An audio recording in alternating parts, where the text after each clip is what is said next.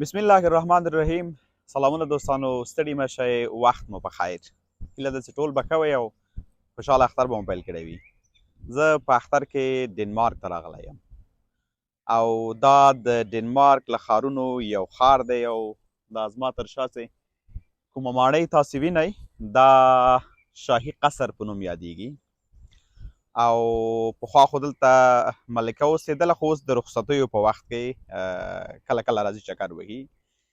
دا ماڼۍ ډېرې ځانګړنې لري او دننه هم موزیم لري، ډېر ښه ځایونه لري. دې نه علاوه د ماڼۍ کې یو کمال دا دی، کله چې لمر ورباندې ولګېږي د ماڼۍ هغې برخې ته اوبه دي او په دغه اوبو کې بیا د دې ماڼۍ تصویر جوړیږي. که څوک نږدې دلته واوسېږي فکر کوي چې دغه ماڼۍ په اوبو کې هم جوړه سوې ده، یعنې کټ مټ په اوبو کې ده. داسې هغې زه به دننه هم ځمه، د دې ماڼۍ په اړه به ځینې خبرې هم درته کومه او زه مې کامرمن نه هیله کوم چې دا هم راپسې راسي، ځکه هغه ځای په ځای ولاړ ده نه خوځېږي. دې نه مخکې چې په ماڼۍ خبرې وکړو، تاسې د ډنمارک په اړه معلومات لرئ یا څه مو ذهن کې شته؟ که وي خو ښه تر ښه، که نه وي لږ به زه درته معلومات درکړم. ډنمارک یو اروپایي هیواد دی چې یوه جزیره ده یا ټاپو ده. ټاپو چې ته وایي د اوبو په منځ کې د ځمکې یوه وچه برخه چې راګیري دې ته ټاپو وایي. نو په همدې خاطر ډنمارک ته هم ټاپو یا جزیره ځکه وایي چې دا شاوخوا یې اوبه دي او منځ کې دا ده. ډېر ښه هیواد ده، ښایسته هیواد ده او تر ټولو مهمه خبره دا ده چې په اروپایي هیوادونو کې تر ټولو خوشحاله هیواد هم ده او په اقتصاد باندې په خپل اقتصاد ولاړ ده. همدا لامل ده چې ډنمارک خپله ډنمارکي ژبه لري او تر څنګه یې پیسې چې ده یا پولي واحد چې ده کرون ده. یعنې نور هیوادونه چې ډنمارکي اروپایي هیوادونه دي هغو نو زیاتره یورو لري او یورو نه کار اخلي، خو ډنمارک چې ده چې په خپل اقتصاد باندې ولاړ ده او په ځان بسیا ده، هغوی هم په ځان بسیا دي، خو دا نو اقتصاد دومره قوي دی چې خپله پولي واحد هم لري او خپله ژبه هم لري. په ډنمارک کې خلک چې ګرځېږي موټرونه د زیاتو ملکونو غوندې دا هم د ترافیکو هغه لوری چې د ښي لوری دی، یعنې په ښي طرف باندې دغه موټر رواني کېږي په ډنمارک کې.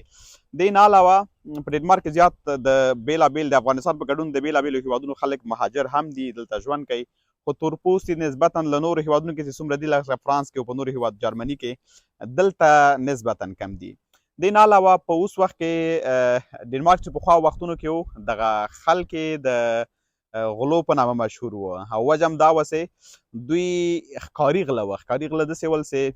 چون دلته خو بحر نږدې ده، شاوخوا یې بحر د منځ کې ده، کښتیو کې چې به مالونه تېرېدل بیا به دوی تلل او د کښتیو نه به یې مالونه وهل یا اغلا کول په عامه اصطلاح.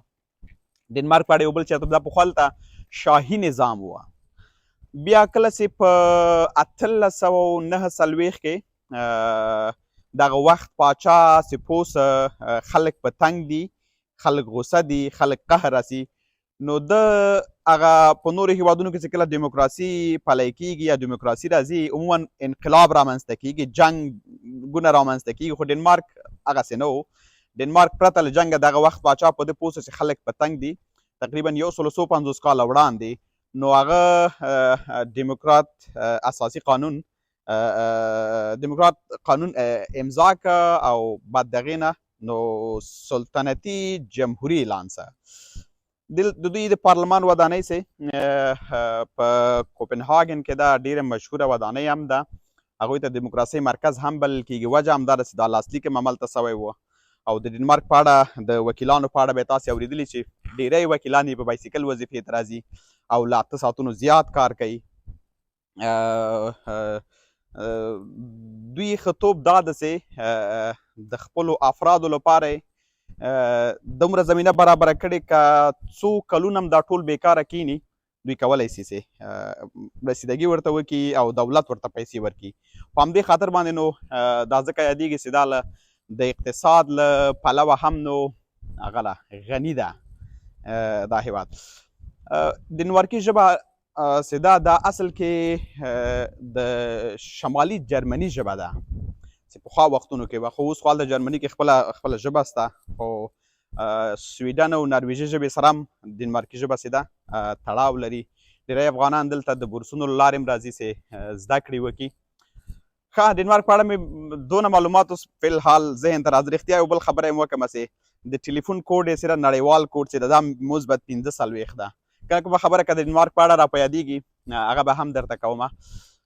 راځئ دا ماڼۍ تاسې داسې وګورئ، ډېره عجیبه ده او دا زه نه پوهېږم، دونه معلومات نه لرم چې څونه پخوا جوړه سوې ده او څو کلونه به یې کېږي. خیر په هر حال که معلومات ذهن ته راغلل په دې اړه به هم درته ووایم. هغه په عامه اصطلاح سړی ووایي چې هرې خوا دوی سوري ویستلي دي او هرې خوا یې ماڼۍ ماڼۍ ده. خو دا ماڼۍ هم داسې ښکاري چې د کامرمین که لږ رانږدې سي ما خواته د اوبو منځ کې جوړه سوې ده. تاسې دلته لیدلی سئ چې لاندې اوبه دي او د اوبو منځ کې جوړه سوې ده. نو دا ډېر کلونه کېږي چې دا جوړه سوې ده او په هغه وخت کې خو هغه د وخت ملکه ورته راتله. اوس هم راځي، ما پیل کې مې یادونه وکړه چې کله کله تفریح وکړې. اوس جالبه دا ده، دې ته سړی فکر وکړي که نه چې 100 کاله یا 50 کاله وړاندې دوی څنګه کولی شو چې دومره اوبو منځ کې دي دومره یوه لوی او قوي ودانۍ جوړه کړي که نه. دنیا نو ډېر پرمختګ ډېر پخوا کړی دی، که څه هم موږ پخوا پرمختګ کړی و خو د وخت حالاتو جنګونو دې رانه هر څه واخیستل که نه. تاسې د 1980 کلونو ویډیوګانې خو به مو خامخا لیدلې وي په هغه کې څه نومېږي سوشل میډیا باندې به مو لیدلې وي، یوټیوب کې به مو لیدلې وي. خیر په هر حال ځینې وخت کې سړی چې دا د نورو هیوادونو آبادیان یې وګوري نو بیا خفه سي دي خپل هغه باندې. نورو ځایونو ته هم ورځو، تاسې موږ سره پاتې سئ، انشاءالله قصې به ورباندې کوو. صحیح ده.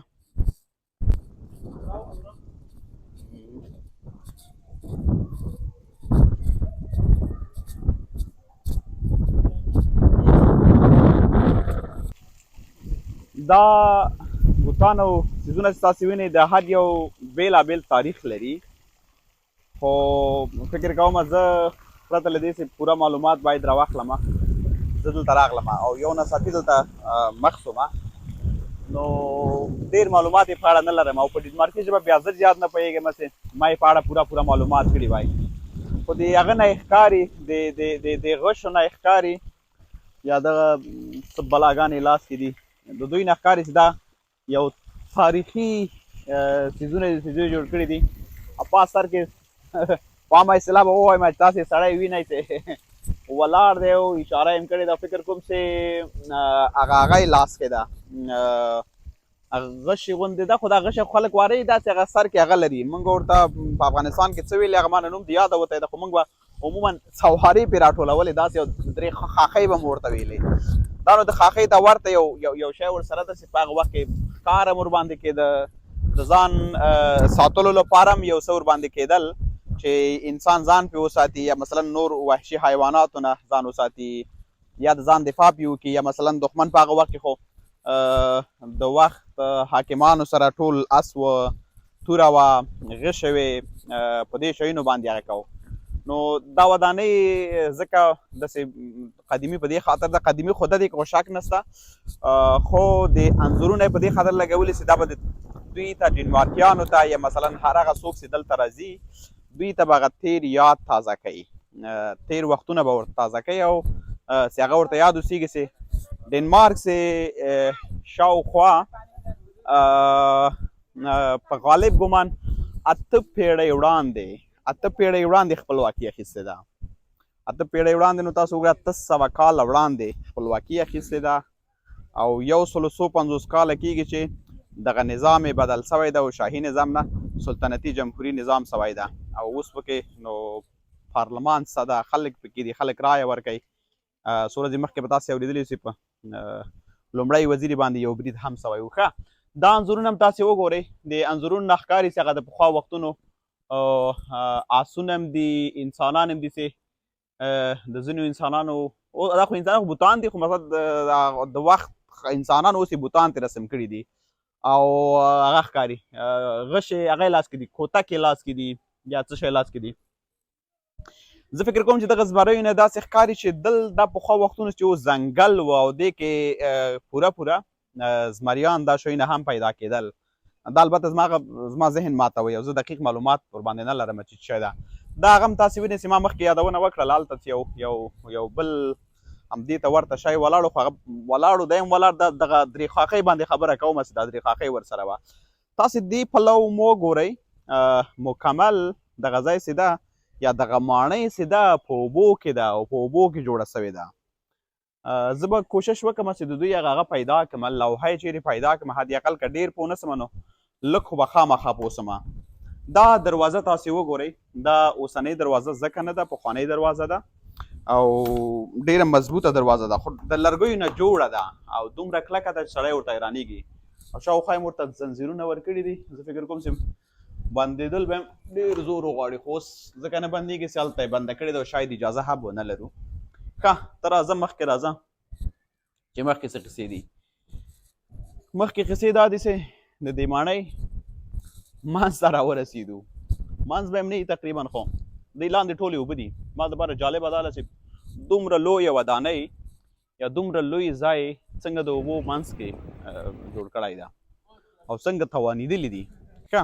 اوس هم ځینې ځایونه ترمیم کې دي، تاسې دا وینئ. دا فکر کوم چې یو څه زیان به یې لیدلی خراب شوی، ځکه سوونه کاله کېږي چې دا جوړه سوې ده. دا 10 کاله او 20 کاله او 50 او 60 او 80 کاله نه کېږي، له 100 کلونو بره خبرې دي او شاید له 200 هم بره خبرې.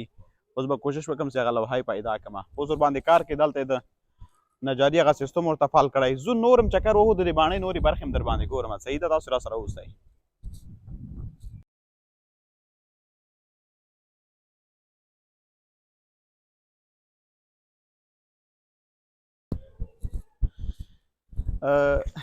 دې لویه ماڼۍ کې دلته دننه کلیسا هم شتون لري چې عیسویان ورته راځي. موږ هم ورځو، اجازه لرو چې نوځو، خو د دې اجازه نه لرو چې هلته باید خبرې وکړو. د دوی د احترام په خاطر باندې باید موږ مجبور یو چې ورته خبرې ونه کړو. راځئ تاسې راسره دا ویډیو مو ګورئ او دا ځای مو ګورئ.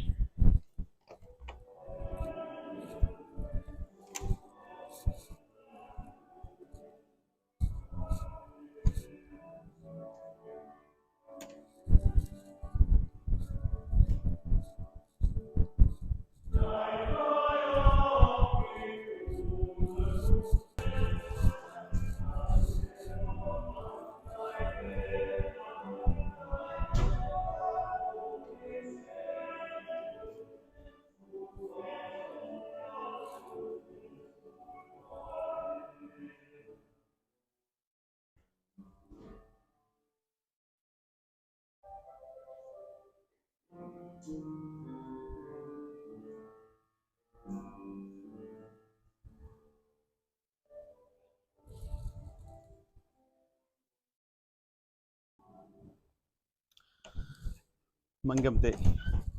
زر زر راووتلو. دا دروازه یې بنده کړو. زر زر ځکه راووتلو دوستانو چې ګناهګار ورباندې نو یوه مسله. بله مهمه مسله دا ده چې موږ تاسو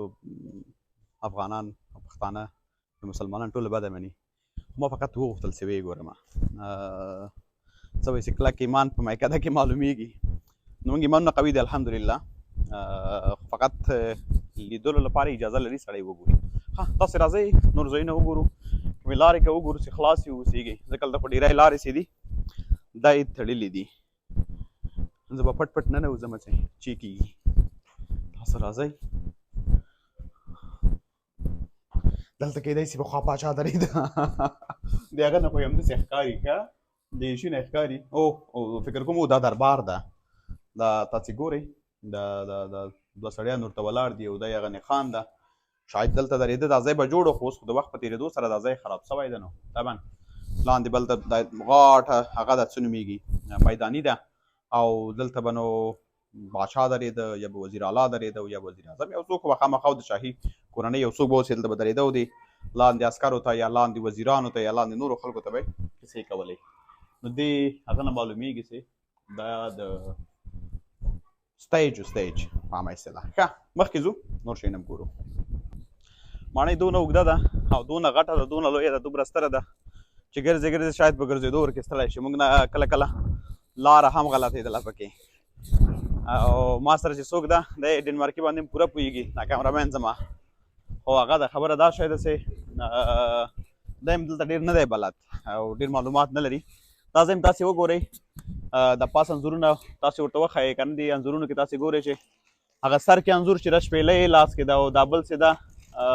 رباب ده او ګیتار ده او بیا رباب ده او دې خلکو مطلب د موسیقۍ ښه ګروپ یې جوړ کړی و دلته او لګیا دي وهي خو غږ یې نه اورو مقصد ښه نو دا مې یو دروازو نه یوه دروازه ده چې اخوا وتلی شي ما سې مخکې یوه خبره وکړله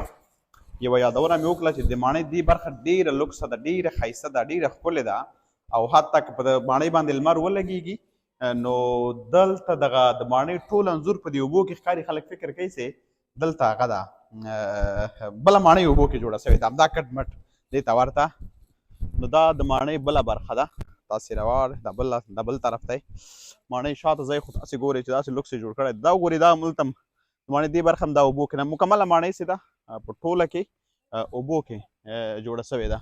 موږ د خلکو نه تېر سو بیا به نو خپلو خبرو ته ادامه ورکړي ښه دلته خو اوس ځینې ځایونو کې اوس هم کار شروع کړی ده هغه کوي تمرین کوي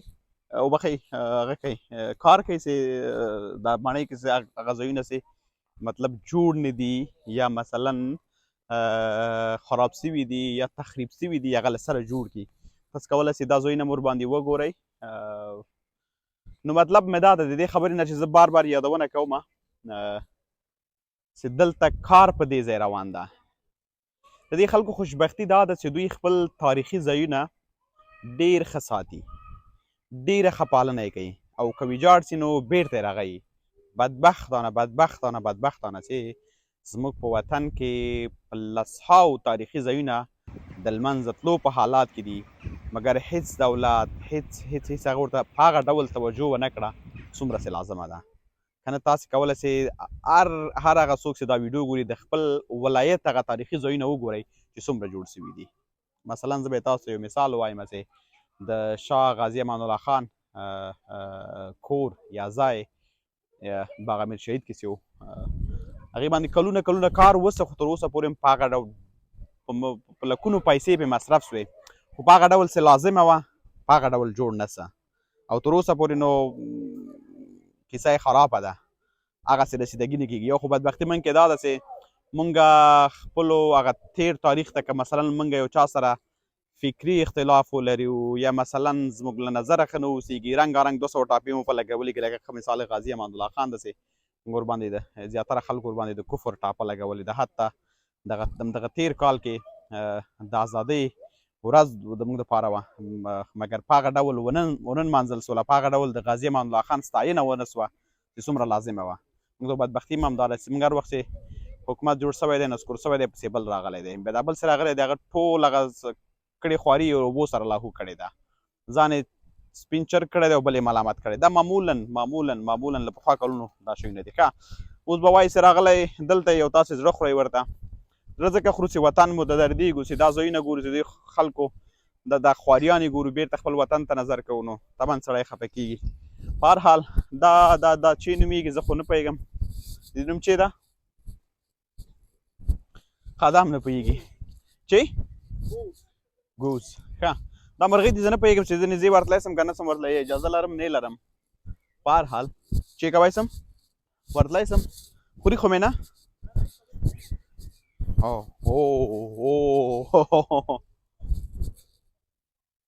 دا ګوره وایي نور وایي چې دخوا مه راځه ښه نه راځم بس تاسې کوی چې خپل خوراک وکړئ ښه په هر حال له ټولو دوستانو مننه کور مو ودان ژوندي اوسئ چې دا لنډه ویډیو مې لاسره ولیدله ویډیو مطلب یو دا و چې د ډنمارک د یو تاریخي ځای په اړه درته تصویرونه وښیم که څه هم معلومات یې ما سره پوره نه ول خو د ډنمارک په اړه مې څو معلومات درته درکړل چې ډنمارک یو اروپایي هېواد ده په دې باندې تاسو ټول پوهېږئ ډنمارک ډنمارکي ژبه ده او شاوخوا 8 پیړۍ کېږي چې دغه هېواد خپلواکي اخیستې ده د یو څو نقطې باید د هر هېواد په اړه یو څوک پوه اوسېږي بیا کسان چې لوستي کسان دي د ډنمارک ژبه چې د ډنمارکي ده پیسې چې د کرون ده په اروپا کې په نړۍ کې د خوشحال ترینه هېواد دغه هیواد ده ډنمارک ده نو ډېرې خوبیانې نورې هم لري خو ای کاش دغسې خوبیانې زموږ افغانستان هم ولري موږ له ډېره ښه خوبیانې لرو خو بدبختي دا ده چې موږ جنګ کې دومره مصروفه یو چې هر څه موږ نه د یاده وتي دي حتی د خپل شاید د 30 کالو مخکې تاریخ باندې ډېری ځوانان پوه نه اوسېږي په هر حال ډېره مننه کور مو ودان ژوندي اوسئ انشاءالله چې بلې پروګرام که بیا راځم یو بل ځای تاسو ته درپېژنم یا یو بل ښار په اړه درته معلومات راټولوم تاسو ټول په پاک او بخښونکي الله تعالی سپارم ښاد او بریالي اوسئ ښه وختونه ولرئ الله پامان